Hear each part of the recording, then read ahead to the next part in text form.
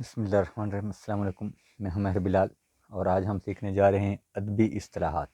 اس سے پہلے ہمارا شعری اصطلاحات کا لیکچر ہو چکا ہے جو فرسٹ ایئر کے سلیبس میں شامل ہے۔ اس کے علاوہ CSS PMS اور دوسرے جو مقابلہ جاتی امتحانات ہوتے ہیں ان میں بھی یہ استعمال ہوتا رہتا ہے۔ تو آج ہم 3 چیزوں کے بارے میں پڑھیں گے، تشبیہ، استعارہ اور تلمیح۔ یہ 3 ہمارے موضوعات رہیں گے۔ تو سب سے پہلے ہم بات کرتے ہیں تشبیہ کی۔ تشبیہ عربی زبان کا لفظ ہے جو شبہ سے نکلا ہے۔ شبہ کا مطلب ہوتا ہے مماثل قرار دینا، یعنی کسی ایک چیز کو کسی دوسری چیز کی ملتی جلتی صفات کی وجہ سے اس کے برابر قرار دینا، اس کے مماثل قرار دینا، اس کو ہم تشبیہ کہتے ہیں۔ تو تشبیہ کا تعلق حقیقت کے ساتھ ہوتا ہے، یعنی ہم اس میں حقیقی صفات بیان کرتے ہیں، حقیقی خوبیاں بیان کرتے ہیں۔ دوسری چیز جو ہے وہ ہمارے پاس وہ ہے اس کے ارکان۔ تو تشبیہ کے جو ارکان ہیں وہ 5 ہوتے ہیں۔ جو اس کا پہلا رکن ہے وہ ہے مشبہ۔ تو مشبہ سے مراد کیا ہے؟ ایسی چیز جس کو تشبیہ دی جا رہی ہے وہ مشبہ کہلاتی ہے۔ مثلا ہم نے مثال یہاں لکھی، اسد شیر کی طرح بہادر ہے، تو یہاں پر تشبیہ جو ہے وہ اسد کو دی جا رہی ہے، تو اسد مشبہ ہے۔ دوسری چیز جو ہے وہ مشبہ بہ ہے۔ مشبہ بہ ایسی چیز جس سے تشبیہ دی جا رہی ہے۔ اب اسد کو شیر کے ساتھ تشبیہ دی جا رہی ہے، تو شیر جو ہے وہ مشبہ بہ ہے۔ اس کے لیے سب سے ضروری چیز یہ ہے کہ جس چیز سے تشبیہ دی جا رہی ہے اس میں وہ صفت بہت واضح ہونی چاہیے۔ جس صفت کی خاطر ہم تشبیہ دینے جا رہے ہیں وہ صفت اگلی چیز میں بہت واضح ہونی چاہیے۔ مثلا ہم اسد کی بہادری بیان کرنا چاہ رہے ہیں اور اس خاطر ہم نے شیر کے ساتھ اس کو تشبیہ دی، تو شیر کی بہادری اتنی مشہور ہونی چاہیے کہ پورا زمانہ اس کو تسلیم کرتا ہو۔ اس طرح ہم خوبصورتی کے لیے چاند کے ساتھ تشبیہ دیتے ہیں کیونکہ چاند کی خوبصورتی کو سارا زمانہ تسلیم کرتا ہے۔ نزاکت کے لیے ہم پھول کے ساتھ تشبیہ دیتے ہیں کہ ناز کی اس کے لب کی کیا کہیے، تو نزاکت کے لیے پھول سے تشبیہ دیتے ہیں کیونکہ پھول کی نزاکت سے زمانہ واقف ہے۔ تو یہ سب سے پہلی شرط ہوتی ہے تشبیہ کی کہ جس چیز سے آپ نے تشبیہ دینی ہے اس میں وہ صفت بہت واضح ہونی چاہیے۔ اس کے بعد تیسری چیز جو ہے ہمارے پاس، ان دونوں کو ملا کے آپ طرفین تشبیہ کہتے ہیں۔ یہ بھی MCQ میں پوچھا جا سکتا ہے کہ طرفین تشبیہ کیا ہوتے ہیں، تو مشبہ اور مشبہ بہ کو ملا کے طرفین تشبیہ بنتا ہے۔ اگلی چیز جو ہے وہ وجہ شبہ۔ وجہ شبہ سے مراد کیا ہے کہ ہم کیوں تشبیہ دینا چاہتے ہیں، تو وہ موجود جو صفت ہے ان دونوں کے بیچ میں وہ وجہ شبہ کہلاتی ہے۔ تو اس مثال میں ہمارے پاس جو صفت ہے وہ بہادری ہے۔ تو پہلی جو اسد جو ہے وہ ہمارے پاس مشبہ ہے، شیر جو ہے یہ مشبہ بہ ہے، اور بہادری جو ہے، بہادر جو ہے یہ وجہ شبہ ہے۔ اسد شیر کی طرح بہادر ہے، یعنی دونوں کی بہادری یہ مماثل صفت ہے، اسے ہم وجہ شبہ کہتے ہیں۔ چوتھی چیز ہے آپ کے پاس حرف تشبیہ، اسے ادات تشبیہ بھی کہتے ہیں۔ اکثر MCQ پوچھ لیتے ہیں ادات تشبیہ ہیں، تو ہم بول جاتے ہیں پتہ نہیں یہ ادات تشبیہ کیا ہو گیا، تو اسے حرف تشبیہ بھی کہتے ہیں، اسے ادات تشبیہ بھی کہتے ہیں۔ دونوں میں سے کوئی بھی وہ پوچھے ایک ہی چیز ہے۔ اس سے مراد وہ حرف ہے جو ان دونوں کی مماثلت کی خاطر بیان کیا گیا ہے۔ جس طرح آپ کے پاس اسد شیر کی طرح، تو یہ جو کی طرح ہے یہ ہمارے پاس حرف تشبیہ ہے یا ادات تشبیہ ہے۔ یہ بہت سارے مثلا کی مانند، کے جیسا، کی طرح، ٹھیک ہے نا، کہ مثل، یہ سارے کے سارے ادات تشبیہ ہیں جو مماثلت کی خاطر بیان کیے جاتے ہیں۔ آگے غرض تشبیہ، اس کا کوئی لفظ اس مثال کے اندر یا جملے کے اندر موجود نہیں ہوتا، یہ صرف سوچنا ہوتا ہے۔ غرض تشبیہ سے مراد یعنی ہم یہ تشبیہ دے کیوں رہے ہیں، تو وہ وجہ جو ذہن میں رکھ کر ہم نے تشبیہ دی ہوتی ہے اسے غرض تشبیہ کہتے ہیں۔ تو یہ ہمارے پاس تشبیہ ہے، اس کے 5 ارکان ہیں اور آگے ارکان کی الگ الگ وضاحت ہے۔ دوسری چیز ہمارے پاس جو ہے وہ استعارہ ہے۔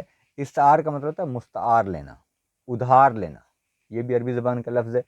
اور اس میں کیا ہوتا ہے، وہ چیز جس سے ہم مستعار لے رہے ہوتے ہیں ان کے بیچ میں جو صفت ہے وہ بیان نہیں کی جاتی۔ تشبیہ اور ان دونوں کے درمیان جو بنیادی فرق ہے وہ یہ ہے کہ تشبیہ میں حرف تشبیہ موجود ہوتا ہے، اس میں حرف استعارہ موجود نہیں ہوتا۔ اس میں وجہ بیان کی جاتی ہے، اس میں وجہ بیان نہیں کی جاتی۔ لازمی شرط کیا ہے استعارے کے لیے کہ اس میں تشبیہ کا تعلق ہونا چاہیے۔ اگر پوچھ لیتے ہیں آپ سے کہ استعارے کی لازمی شرط کیا ہے، جس طرح تشبیہ کی لازمی شرط تھی اس میں وہ صفت بہت واضح ہونی چاہیے جس سے ہم تشبیہ دے رہے ہیں۔ اس میں کیا ہے کہ جس سے ہم نے استعارہ لینا ہے، مستعار لینا ہے، وہ چیز اور جس سے ہم نے استعارہ دینا ہے، ان دونوں کے بیچ میں تشبیہ کا تعلق ہونا چاہیے۔ یہ اس کی لازمی شرط ہوتی ہے کہ دو چیزوں کی مماثلت ہم بیان کریں اور ان دونوں کے بیچ میں تشبیہ کا تعلق پایا جاتا ہو۔ استعارہ کے 3 ارکان ہیں، مستعار لہو، مستعار منہ اور وجہ جامع۔ تو مستعار لہو کیا ہے؟ جس سے ہم جس کے لیے ہم استعارہ لے رہے ہیں۔ مثلا ہمارے پاس مثال لکھے کہ اسد شیر ہے، اب اسد کے لیے ہم استعارہ لے رہے ہیں تو اسد جو ہے وہ مستعار لہو ہے۔ کبھی کبھی یہ لکھا ہوتا ہے، کبھی نہیں بھی لکھا ہوتا، یہ بھی آ جاتا ہے کہ مستعار لہو جملے میں نہیں بھی ہوتا۔ ماں کہتی ہے کہ میرا شیر آ رہا ہے، اب وہ استعارہ لے کس کے لے رہی ہے؟ اپنے بیٹے کے لے رہی ہے، لیکن وہ بیٹے کا نام نہیں لے رہی، وہ کہہ رہے میرا شیر آ رہا ہے۔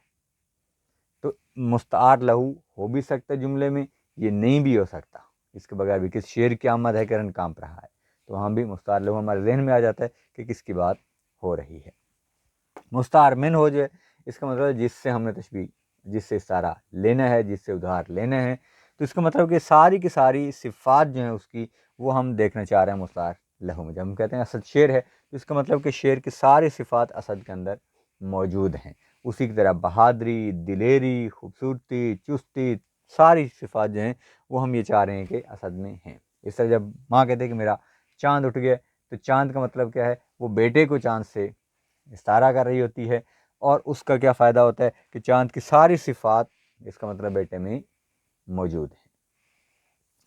تیسری، ان دونوں کو ملا کے طرفین استعارہ بنتا ہے، یعنی مستعار لہو اور مستعار من ہو۔ اب ان دونوں کا ملا بھی سکتے ہیں، جو کام مشبہ کا ہے وہ مستعار لہو کا ہے، جو مشبہ بے کا ہے وہ تھوڑا یاد رکھنے میں آپ کو آسانی رہے گی۔ اگر آپ کو یہ والے یاد ہو گئے تو پھر آپ کو یہ بھی یاد رکھنا آسان ہوگا، کیونکہ اکثر بھول جاتے ہیں کہ ہم یہ کس کی جگہ اور وہ کس کی جگہ، ہم اس کو تشبیہ دینے والا اس سے تشبیہ لینے والا کہہ دیتے ہیں۔